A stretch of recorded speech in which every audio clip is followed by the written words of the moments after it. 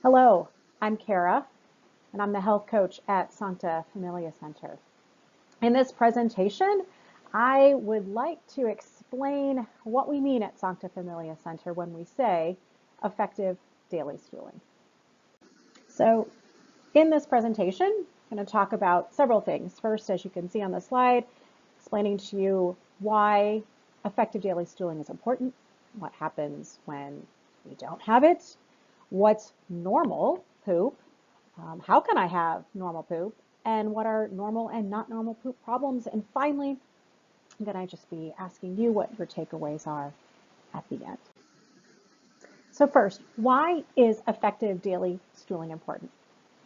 First of all, for me, I'll just share with you why it was important for me. Effective daily stooling actually was a light bulb moment for me and my husband when my son was young, and we really had no idea what was causing all of his extreme behaviors, in particular his hyperactivity. Pooping ended up being a light bulb. And what I mean by that is that we started seeing over and over again that my son would be having one of his hyperactive moments, running around the room, jumping off furniture, seemingly out of control. Then he'd pause, he'd stop, he'd look at us, and he'd say, "I have to poop." He'd then run into the bathroom, do his business, come back out, a completely transformed child. Calm, pleasant, relaxed, engaged. And this pattern happened so often that my husband and I said, surely there has to be a connection with his poop and his behavior. And thankfully, we found providers, especially at Sancta Familia, who confirmed that. So first of all, it's important to me because it was a light bulb moment. And second of all, it's what I call low-hanging fruit, or many of us call low-hanging fruit when it comes to getting well. It, for us, for me and my husband, helping my son poop every single day and getting it all out was an easy step to getting him well. Not only was it relatively inexpensive, it was something we could actually physically see and track and monitor and notice significant improvement. So that's why effective daily stooling is important to me personally. So that's why pooping every day or effective daily stooling was important for me, but why is it important in general, just for everyone? The reason why effective daily stooling is so important and why your provider has put it top of the list for your treatment program is that pooping is taking out the trash. When we take out the trash, we eliminate waste that is made in our body. And we also remove toxins. So if you think about pooping, you think about taking out the trash. Well, we all know if we've missed a trash pickup that week, that accumulated trash starts overflowing and stinking up our garage or wherever we keep our trash. It's not pleasant. That also happens in our body. When we don't poop every single day, we start to accumulate waste and toxins in our body, which can have some negative effects on mood, behavior, and lots of other things. The way that our poop can impact our body and our brain is because of this thing called the gut-brain axis. And so you may be familiar with the concept that the brain and the gut are connected. And pooping reveals a lot about our gut and brain health, because our gut and brain are connected through what's called the vagus nerve, and it's a super highway of communication. That vagus nerve sends signals from the gut to the brain, basically saying to the brain, things are good or not. And so it's super important there's that connection between the gut and the brain. And that gut microbiome, so the bacteria, the organisms that live in our gut, they are strongly influence our mood, our immune system, and inflammation. And stool consistency or poop consistency, what it looks like, is strongly associated with a healthy microbiome. Additionally, poor digestion, either too fast or too slow transit time, can also affect absorption of food and supplements. So our pooping and pooping every day, not only is it important for taking out the trash, but it's important for absorption of food, the nutrients in our food, and supplements. So now that we know why it's important to poop every day, what happens when I don't poop? Well, quite a bit. First of all, there can be a recirculations of toxins in the body. And that recirculation can cause pain, can cause hyperactivity like we saw in my son, can cause lots of mood issues. It can cause increased inflammation, anxiety, depression, other mood disorders, and like I mentioned previously, malabsorption and nutrient deficiencies. So what is normal poop? I'm going to talk next about what we mean by normal poop here at Sancta Familia Center. So at Sancta Familia, we've created a flyer to explain what we mean by normal poop or effective daily stooling. You should have received a copy of this flyer at your office visit. If not, you can request it with a portal message. We're happy to send you one. Some families like to laminate this and put it in the bathroom. Others keep it in their binder or another place for easy reference. What I'd like to do is go through the different parts of this flyer explaining what we mean by normal. So the first thing we look at when we're talking about normal is consistency. Consistency means what does the poop look like? Here at Sancta Familia, our providers want your poop to look like type 3 or type 4 as indicated on the Bristol stool chart. So that's likely going to require you to turn around and look in the potty, or teach your kids to turn around, look in the potty, and to report to you what number of poop they have. So what it looks like, its consistency needs to be a 3, a type 3, or a type 4. So the second way to determine if your poop is normal is the amount. How much poop is in the potty? And for most of us, it's going to be a lot more than we've ever thought. If you notice, I put a picture here of a woman in a yoga pose. I chose that because you can see that her right arm is fully extended. In terms of the amount of poop we're looking for to fill the potty, imagine that it is from the tip of your middle finger down to your elbow. So we all have different length arms. That's how much poop we should be filling, or approximately should be in the potty. So when we turn around and we see that it's a type 3 or a type 4, we also want to note the amount. Good rule of thumb is from the tip of your middle finger to your elbow. Another way to know if you have the right amount is you have a feeling of relief. You feel like you've got it all out. Or do you feel like you left something behind? If you feel like you got it all out, then that's the right amount, regardless of if it's the length of the tip of your finger to your elbow. So what we are looking for is what is often called a full evacuation, or getting it all out. In one swift motion, when you're done, you have a feeling of relief.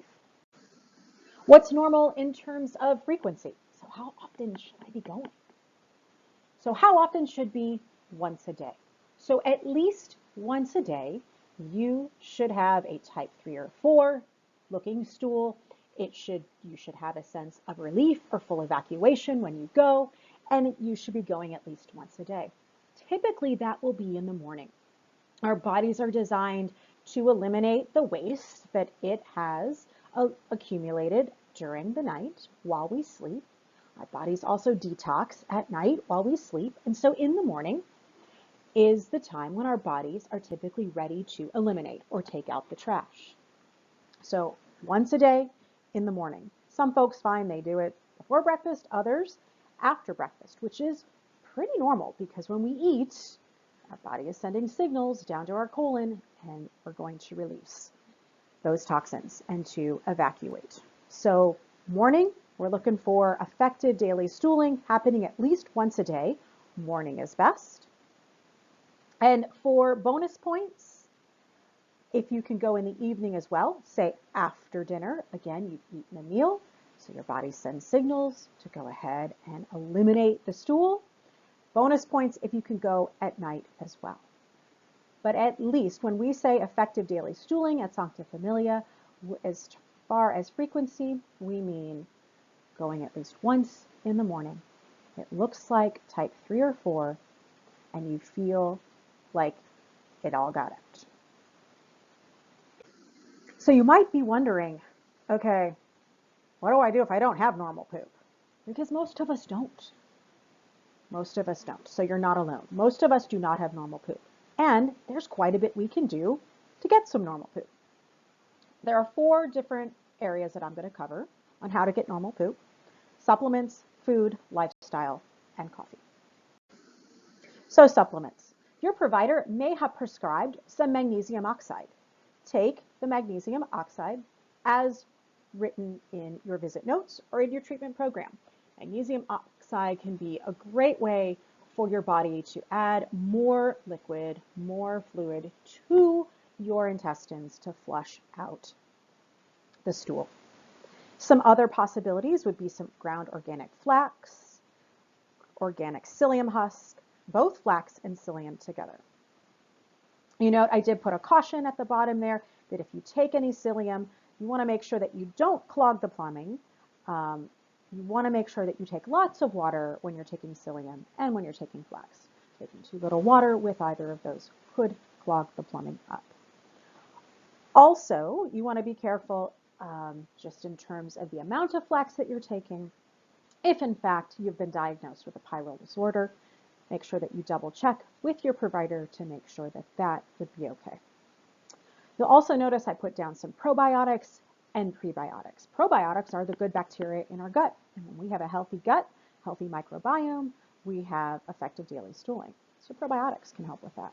And prebiotics are the food that the probiotics eat, that the good bacteria eat. So sometimes a combination of probiotics and prebiotics can help us have effective daily stooling.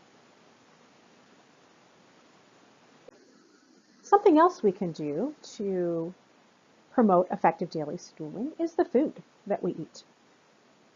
So bottom line, eating real food is going to lead to better stooling. You can also add some healthy fats. Basically, fat will grease the wheels, grease the skids. And so quality meats, sardines, coconut oil, avocado, olive oil, or grass-fed butter and ghee all can help to increase effective daily stooling. Things to reduce or eliminate would be processed foods because they really clog us up. Dairy can clog many of us up. Gluten can, and legumes or beans. Those are some foods that some people have to avoid in order to get effective daily stooling. Some other things you can add: fermented foods. Fermented foods are probiotics. That's the good bacteria. So kefir or sauerkraut or yogurt. You could add in resistant starch. Resistant starch is a prebiotic, the food that the good microorganisms eat. A cheap and effective prebiotic is potato starch. Bob's Red Mill makes an excellent potato starch. You can start with a teaspoon, add that into a drink, a cool drink, a smoothie, glass of water, take it down. And finally, drink more water. Hydration is key to effective daily stooling. In addition to supplements and food, lifestyle changes can have a significant effect on pooping. One of the cheapest and easiest changes that you can make is the posture that you take when you sit on the potty. So you'll notice on the left here, the sitting posture. When we sit on a toilet, especially those toilets that are higher off the ground, and especially for kiddos whose feet don't even touch the ground on the toilet, you'll see that the anal canal, where the poop goes through, gets cut off because there's a muscle that constricts, which is a good thing because we don't want poop just coming out unexpectedly. When we're in a seated position, that anal canal is squeezed or pinched closed by the muscle, or it chokes it off. You'll notice that on the right-hand side, a squatting position actually releases that choke, relaxes that muscle, and opens up the anal canal. So a quick, cheap, easy adjustment in your home is to either purchase a squatty potty. They really do make these. This is a trademark design. You can purchase a squatty potty there on the left, or like I've done in my home, repurpose my children's step stool as our own squatty potty. And so when you sit on the toilet, instead of letting children's legs dangle or letting yours touch the floor, you simply put that step stool in front of the potty, elevate your feet on top of the step stool to simulate a squatting position to allow for that anal canal to be fully open. Another lifestyle change that you could make that is inexpensive are two things here. Getting better sleep. Sleep can and definitely does affect our digestion. And so poor night's sleep can definitely slow things down and create some constipation and affect our daily stooling. So getting better sleep, super important for effective daily stooling. The other thing is this: stop eating at least 2 hours before bedtime. What that allows is for our body to fully digest our food before we go to sleep. So then we have our entire sleep time for detoxification and for our body to do all the things it needs to do overnight while we sleep. So when we wake up in the morning, we can go poop. So these are two lifestyle things that you could focus on that are free, that could, in fact, help you get better, effective daily stooling. Another lifestyle adjustment, change, modification you could make to help with pooping every day is that you can add some movement to your day. And by movement, it does not need to be a sprint or a run or a jog. It could be, but really just simply after a meal, after breakfast, after dinner, just getting up and moving around, walking around the house, going up and down the stairs if you have them, or even just using a rebounder, which is just a small trampoline, and just gently bouncing on that rebounder for just a couple minutes.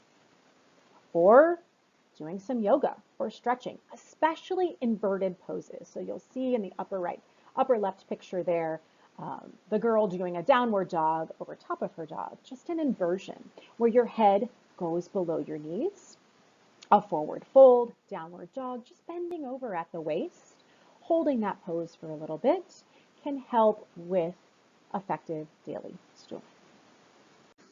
And finally, as far as lifestyle, coffee. Can I have my coffee? Do I have to stop drinking coffee? Coffee is a part of a lot of our daily rituals, an important part of our day. And so, should I drink coffee or not? That depends. If you are well hydrated, coffee can actually have a laxative effect. So it can help you have effective daily stooling. However, if you're dehydrated, coffee can cause or even worsen constipation. So it depends. Wherever you are and whatever your body is, coffee is something you're going to have to figure out. Is it helping or is it hurting? Or maybe there's a midway point. Some folks like to add butter or heavy cream or MCT oil, some sort of fat to their coffee, and adding that fat to the coffee can be helpful in greasing the wheels and making, having effective daily stooling.